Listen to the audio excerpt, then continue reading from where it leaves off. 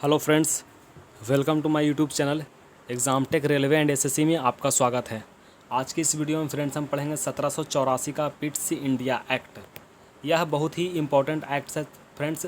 तो देखिए वीडियो शुरू करते हैं।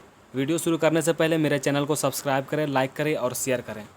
इसमें कहा गया है रेगुलेटिंग एक्ट 1773 की कमियों को दूर करने के लिए ब्रिटिश संसद ने एक संशोधित अधिनियम 1781 में पारित किया, जिसे एक्ट ऑफ सेटलमेंट के नाम से भी जाना जाता है। इसके बाद एक अन्य महत्वपूर्ण अधिनियम पिट्स इंडिया एक्ट 1784 ईस्वी में 1784 में अस्तित्व में आया।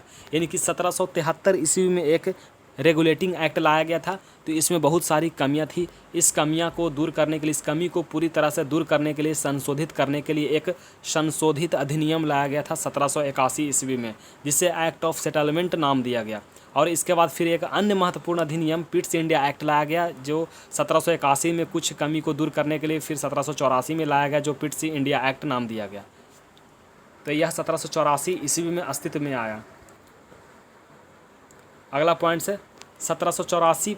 देखिए 1784 के पिट्स इंडिया विशेषताएँ, तो इसमें क्या क्या विशेषताएँ थे, इसमें क्या क्या अहम मुद्दे थे, इसके बारे में हम पढ़ते हैं। तो इसमें पॉइंट है, इसने कंपनी के राजनीतिक और वाणिज्यिक कार्यों को पृथक पृथक कर दिया। देखिए राजनीतिक और वाणिज्यिक कार्य क्या क्या है। सबसे पहले कंपनी का राजनीतिक कार्य, यानी कि ईस्ट इंडिया कंपनी का भारत में जो शासन करने का अधिकार करने का जो कार्य था, उसे राजनीतिक कार्य या प्रशासनिक कार्य दिया गया, नाम दिया गया। और दूसरा है वाणिज्यिक कार्य। तो वाणिज्यिक कार्य, ईस्ट इंडिया कंपनी सबसे पहले भारत में व्यापार करने के लिए आई, लेकिन धीरे धीरे राजनीतिक करने लगी, प्रशासन करने लगी। तो ये कंपनी का दो अधिकार था, राजनीतिक और वाणिज्यिक। एक भारत में प्रशासन करना और दूसरा भारत में व्यापार करना। तो 1784 के पिट्स इंडिया एक्ट के तहत कंपनी के जो दो अधिकार थे, राजनीतिक करना और वाणिज्यिक कार्य करना यानी कि व्यापार करना, तो ये दोनों अधिकार को अलग अलग कर दिया गया, पृथक कर दिया गया। इसने निदेशक मंडल को कंपनी के व्यापारिक मामलों के अधीक्षण की अनुमति तो दे दी, लेकिन राजनीतिक मामलों के प्रबंधन के लिए नियंत्रण बोर्ड, जिसे बोर्ड ऑफ कंट्रोल कहते हैं, इसके नाम से एक नए निकाय का गठन कर दिया। इस प्रकार कंपनी में द्वैध शासन की व्यवस्था शुभारंभ की हो गई। देखिए द्वैध शासन एक इम्पॉर्टेंट वर्ड्स है। 1784 में द्वैध शासन लागू हुआ था, यानी कि भारत में जो द्वैध शासन लागू था किस एक्ट के तहत हुआ था, तो 1784 के एक्ट के तहत। एक इम्पॉर्टेंट क्वेश्चन हमेशा एग्जाम में पूछे जाते हैं। तो देखिए इसमें क्या है, इसने निदेशक मंडल को कंपनी के व्यापारिक मामलों के अधीक्षण की अनुमति तो दे दी, यानी कि 1773 ईस्वी में 1774 का जो 1784 का जो पिट्स इंडिया एक्ट था, इसमें जो दोनों कार्य को अलग अलग कर दिया गया था, राजनीतिक प्रशासनिक कार्य को, व्यापारिक कार्य को अलग कर दिया गया। तो जो व्यापारिक कार्य था वह ईस्ट इंडिया कंपनी के निदेशक मंडल के हाथ में दे दिया गया, निदेशक मंडल के अधीन कर दिया गया व्यापारिक कार्य को। और जो राजनीतिक कार्य था, ईस्ट इंडिया कंपनी का जो राजनीतिक कार्य था, वह ईस्ट इंडिया कंपनी से छीनकर एक बोर्ड ऑफ कंट्रोल की स्थापना की गई इंग्लैंड की सरकार के द्वारा। और बोर्ड ऑफ कंट्रोल की स्थापना करने के बाद बोर्ड ऑफ कंट्रोल के हाथ में इसे दे दिया गया, एक नया निकाय का गठन किया गया और बोर्ड ऑफ कंट्रोल के हाथ में दे दिया गया। और ईस्ट इंडिया कंपनी का काम था सिर्फ व्यापार करना, बोर्ड ऑफ कंट्रोल का काम था प्रशासनिक कार्य करना। तो इस प्रकार 1784 के पिट्स इंडिया एक्ट के तहत भारत में द्वैध शासन की व्यवस्था का शुभारंभ हो गया। अगला पॉइंट है, नियंत्रण बोर्ड को यह शक्ति थी कि वह ब्रिटिश नियंत्रित भारत में सभी नागरिक, सैन्य, सरकार व राजस्व गतिविधियों का अधीक्षण एवं नियंत्रण कर सके। यानी कि बोर्ड ऑफ कंट्रोल के पास यह शक्ति थी कि वह ब्रिटिश सरकार, ब्रिटिश नियंत्रित भारत में, यानी कि भारत के जितने भी क्षेत्र ब्रिटेन के नियंत्रण में थे, वह वहाँ के सभी नागरिक, सैन्य, सरकार और राजस्व गतिविधियों का अधीक्षण कर सके, उसे अपने नियंत्रण में ले सके। यह बोर्ड ऑफ कंट्रोल की शक्ति थी। इस प्रकार यह अधिनियम दो कारणों से महत्वपूर्ण था। देखिए यह अधिनियम जो 1784 का जो अधिनियम था, यह दो कारणों से महत्वपूर्ण था।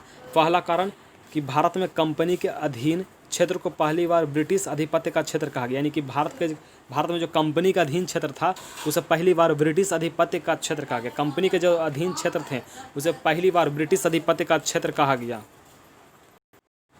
और दूसरा महत्वपूर्ण बातें थी कि ब्रिटिश सरकार को भारत में कंपनी के कार्यों, यानी कि भारत में जो ईस्ट इंडिया कंपनी का जो कार्य था प्रशासन करने का या फिर व्यापारी करने का, तो भारत में जो कंपनी के कार्य और उसके प्रशासन पर पूर्ण नियंत्रण का पूर्ण नियंत्रण प्रदान किया गया। ब्रिटिश सरकार का पूर्ण नियंत्रण हो गया 1784 के पिट्स इंडिया एक्ट के साथ। तो फ्रेंड्स, ये 1784 के पिट्स इंडिया एक्ट के तहत कुछ महत्वपूर्ण बातें थी। इसके बाद इसके साथ साथ और भी 1784 के पिट्स इंडिया एक्ट के तहत और भी बहुत सारी कुछ महत्वपूर्ण बातें हैं और कुछ बहुत ही महत्वपूर्ण बातें हैं, उसे भी हम बता रहे हैं।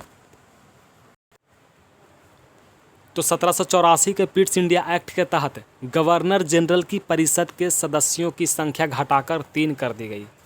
तो 1784 का जो पिट्स इंडिया एक्ट था, इसमें गवर्नर जनरल की परिषद था। गवर्नर जनरल का परिषद जो था 1773 के रेगुलेटिंग एक्ट में स्थापना किया गया था। 1773 के रेगुलेटिंग एक्ट में गवर्नर जनरल के परिषद में 4 सदस्य थे और ये 4 सदस्य में एक सदस्य घटाकर 3 सदस्य कर दिया गया था 1784 के पिट्स इंडिया एक्ट में। फिर इसमें दूसरी महत्वपूर्ण बातें थी कि कंपनी के कर्मचारियों को भारतीयों से उपहार लेने या रिश्वत लेने पर प्रतिबंधित कर दिया। यानी कि कंपनी की कोई भी कर्मचारी, कोई भी अंग्रेज़ अधिकारी कोई भी भारतीयों से उपहार नहीं ले सकते थे, कोई भी रिश्वत नहीं ले सकते थे। इसे पूरी तरह से प्रतिबंधित कर दिया गया। ये काम इसलिए किया गया कि अंग्रेज़ अधिकारी को भ्रष्टाचार से मुक्त किया जा सके। फिर तीसरी बातें थी, कंपनी के व्यापारिक अधिकार को निदेशक मंडल के हाथ में दे दिया गया और राजनीतिक क्रियाकलाप को बोर्ड ऑफ कंट्रोल की स्थापना की गई और उसके हाथ में दे दी गई। यानी कि जो कंपनी का जो कार्य था, ईस्ट इंडिया कंपनी के हाथ में 2 कार्य थे। पहले भी मैंने बताया कि व्यापारिक कार्य और राजनीतिक कार्य। तो व्यापारिक कार्य को निदेशक मंडल जो स्थापना किया गया था, उसे निदेशक मंडल के हाथ में दे दिया गया था व्यापारिक कार्य, और दूसरा राजनीतिक क्रियाकलाप जो था, राजनीतिक कार्य, इसे बोर्ड ऑफ कंट्रोल की स्थापना की गई और उसके हाथ में राजनीतिक क्रियाकलाप या राजनीतिक कार्य दे दिया गया। फिर इसमें चौथी बातें हैं, भारत में नियुक्त अंग्रेज़ अधिकारी अगर भारत के लोगों के साथ या भारत में कोई भी अनैतिक कार्य करते, कोई भी भ्रष्टाचार का कार्य करते हैं तो उन पर मुकदमा चलाने का अधिकार है। और यह मुकदमा इंग्लैंड में एक स्थापित कोर्ट था, एक कोर्ट की स्थापना की गई थी इंग्लैंड में। उसी कोर्ट को भारत में जो नियुक्त अंग्रेज़ अधिकारी थे उस पर मुकदमा चलाने का अधिकार इसी कोर्ट को दे दिया गया, इस कोर्ट के हाथ में दे दिया गया था। फिर अगला बातें हैं, गवर्नर जनरल को प्रांतीय सरकारों को बर्खास्त करने का अधिकार दे दिया गया। यानी कि बंगाल का गवर्नर और मद्रास का गवर्नर जो था उसे बर्खास्त करने का अधिकार भारत के गवर्नर जनरल को दे दिया गया। यानी कि भारत के गवर्नर जनरल के अधीन बंगाल का गवर्नर जनरल और मद्रास का गवर्नर जनरल था। ये दोनों अगर कोई भी अनैतिक कार्य करते हैं तो इन दोनों गवर्नर को, दोनों प्रेसिडेंसियों के गवर्नर को भारत का गवर्नर जनरल बर्खास्त कर सकता है। तो ये 1784 का पिट्स इंडिया एक्ट के कुछ मुख्य बातें थी जो हमने अभी बताई है। इसके बाद आपको एग्ज़ाम में अलग से कोई भी प्रश्न नहीं किया जाएगा 1784 से। इसमें सारी बातें मैंने बता दी हैं।